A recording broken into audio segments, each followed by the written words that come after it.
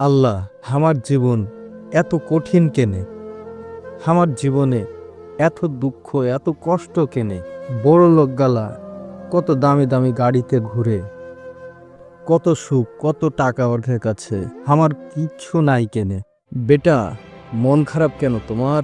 আমি না কি যে করব, জীবন যুদ্ধ লিয়ে মেলা কষ্ট করি, তাও আমার কাছে কিচ্ছু নাই। কিন্তু এই যে আমার সামনে দিয়া কত ধনী ধনী লোক হেঁটে বেড়াচ্ছে, দেখেন এদেরকে, এদের সব আছে, কিন্তু আমিও তো অনেক পরিশ্রম করি, তো আমার কাছে কিছু নাই কেনে? হা হা হা। তাহলে এই কথা? রাসূল সাল্লাল্লাহু আলাইহি সাল্লাম বলেছেন, দুনিয়া হচ্ছে মুমিনের জন্য কারাগার, আর কাফিরের জন্য জান্নাত। মানে কিছু বুঝতে পারল না, একটু বুঝিয়া কহিবেন? বেটা, তুমি কি আল্লাহকে মানো?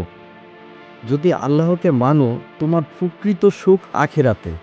এই কষ্ট, ধৈর্য সব তোমাকে জান্নাতে পৌঁছাতে সাহায্য করবে। আর যারা আল্লাহকে মানে না, তাদের জন্য দুনিয়ার এই আরামই শেষ। এবার বুঝতে পেরেছো?